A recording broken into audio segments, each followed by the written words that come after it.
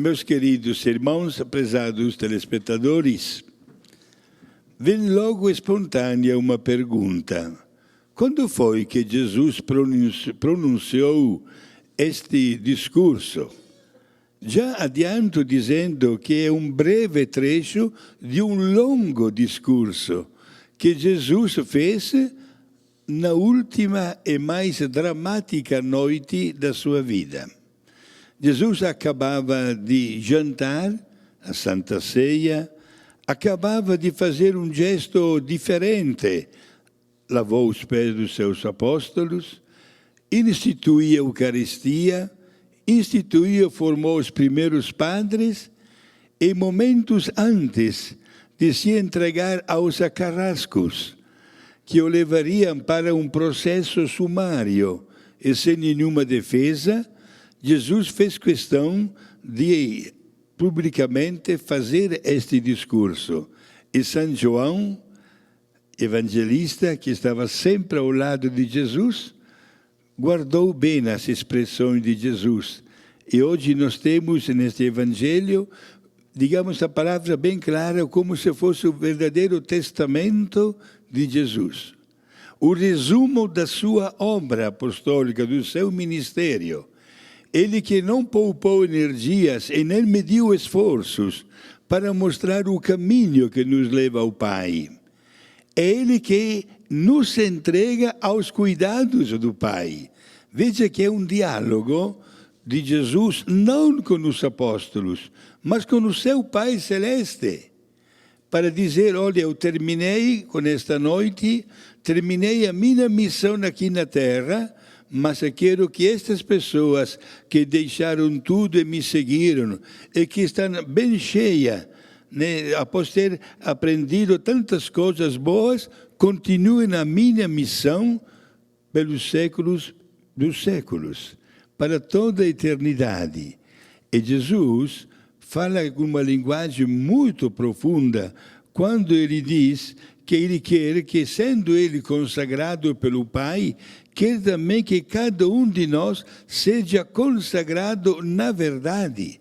A nossa vida, prezados amigos, é consagrada por Deus. A partir do momento que nós recebemos a vida espiritual, sobretudo com o sacramento do batismo, entramos a fazer parte da grande família de Deus e nos comprometemos através da voz dos nossos pais e dos nossos padrinhos, que interpretando a nossa vontade pronunciaram pela primeira vez solenemente a nossa profissão de fé. Nos comprometemos, portanto, a receber constantemente a consagração da parte de Deus. E Deus acompanha a nossa vida em tantas maneiras diferentes, marcando a sua presença, sobretudo através da vida sacramental.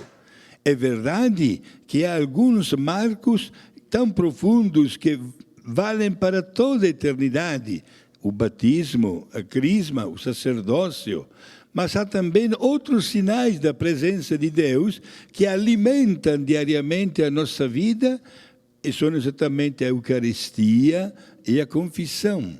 Como é importante experimentar esta presença de Deus aqui na Terra.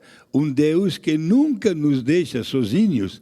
Aliás, estamos prestes agora para celebrar uma grandíssima solenidade, a descida do Divino Espírito Santo com os seus 7 dons. O entendimento, a sabedoria, a ciência, a piedade, a fortaleza, o conselho e o temor de Deus. E será exatamente esta presença do Divino Espírito Santo que vai consagrar mais ainda a inteligência dos apóstolos, que deixando de lado o medo, publicamente anunciarão Jesus, formarão as primeiras comunidades cristãs, realizarão inúmeros batismos. Olha, gente, está registrado no livro dos apóstolos, né, dos Atos dos Apóstolos, que São Pedro, num dia só, chegou a batizar 3.000 pessoas. Olha, é a vida dos apóstolos marcada pela efusão do Espírito Santo, mas uma profunda consagração já começava a dar os seus frutos. E adianto já que se formaram as primeiras comunidades cristãs. E ao mesmo tempo se criou um problema. Como conciliar a expressão de Jesus, que pronunciou momentos antes de subir para o céu: ide no mundo inteiro, anunciai o Evangelho, batizai todos os povos, eu estarei convosco até o fim do mundo. Como fazer para conciliar esta frase, quando na verdade os apóstolos não conseguiam sair da cidade de Jerusalém? Tamanha era a procura para conhecer algo a respeito da vida de Jesus. Como nós lemos no livro dos Atos dos Apóstolos, foi encontrada uma solução. Foram escolhidos 7 homens, aos quais se impuseram nas mãos e que se tornaram diáconos, isto é, servidores, e eles ficaram cuidando das primeiras comunidades de fiéis que se formavam em Jerusalém, dando assim a possibilidade aos apóstolos de sair de Jerusalém, evangelizando a região da Judeia. Depois subiram para Samaria, mas ainda para cima na Galileia, e enfim naquela região que era chamada de Ásia Menor, a atual Turquia. Sempre movidos pela ação do Espírito Santo, evangelizando e apresentando a pessoa de Jesus. Não uma pessoa milagreira, mas uma pessoa homem-Deus. Isto é, apresentando a característica fundamental de que era Jesus Cristo. Sobretudo, o grandíssimo e único milagre que nunca se tinha ouvido falar na história, a sua vitória sobre a morte, a sua gloriosa ressurreição. Meus irmãos, é uma linguagem belíssima, esta aqui que acabamos de ouvir. Quem costuma participar da missa diariamente deve ter notado que nestas últimas 2 semanas, todos os trechos de Evangelho são parecidos. Não são repetições de expressões, são dimensões cada vez mais profundas com as quais Jesus manifesta ao seu Pai, num diálogo entre pai e filho, como ele conseguiu cumprir bem a sua tarefa e agora quer que sejam os seus sucessores aqui na terra. Hoje somos nós, pais de família, eu como sacerdote, os catequistas, os religiosos, etc., o Santo Padre, o magistério da Igreja, somos nós os responsáveis pelo conhecimento e pelo amor para com o nosso Deus. Por isso, Jesus, falando e dialogando com o seu Pai do céu, chega a dizer uma frase muito bonita: não te peço que os tires do mundo, mas que os guardes do maligno. O maligno não gosta dos apóstolos, não gosta dos padres, não gosta quando nós ensinamos uma nossa criança a fazer uma bela oração. Não gosta do nosso exemplo que damos como autênticos cristãos. Por isso, Jesus pede a proteção contra as ciladas do inimigo, que nos tenta de tantas maneiras diferentes para afastarmos-nos de Deus.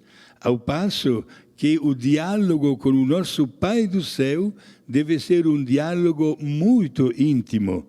Estava dizendo agora ao Padre Eduardo, na hora de tomar um café junto com ele, olha, até a expressão que Jesus usou quando um dos apóstolos disse: Mestre, ensina-nos a rezar.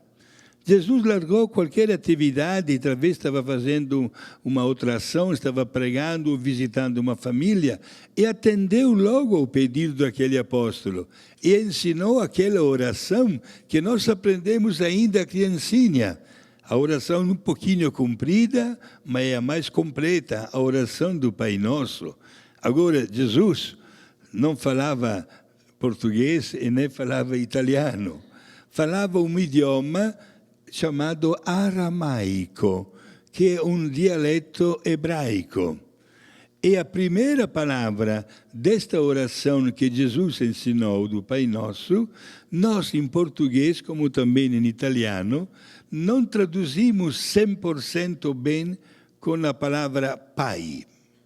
Seria muito mais acertado traduzir com a palavra Papai ou Paié.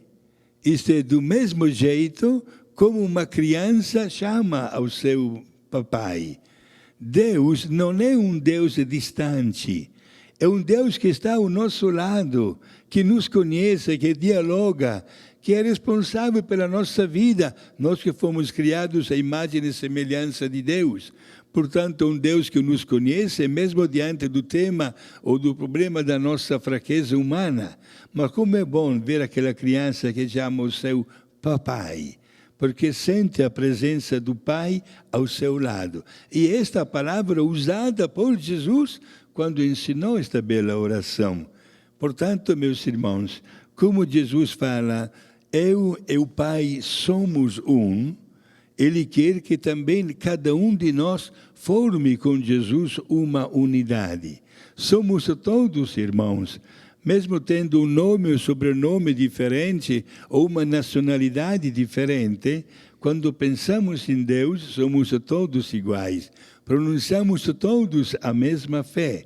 Acreditamos plenamente na mensagem de Jesus, na doutrina ensinada pelo magistério da Igreja. Somos pessoas consagradas que queremos hoje, como nunca, dizer a Deus: olha, apesar dos meus limites, eu me consagro a Ti.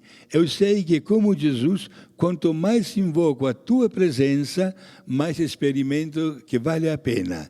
E quando estamos unidos com Jesus, sentiremos dentro de nós aquela paz interior, aquela serenidade que é um estímulo para tocar para frente com energia e com verdadeira garra a nossa expressão de vida cristã. Seja louvado Jesus Cristo. Para sempre seja louvado.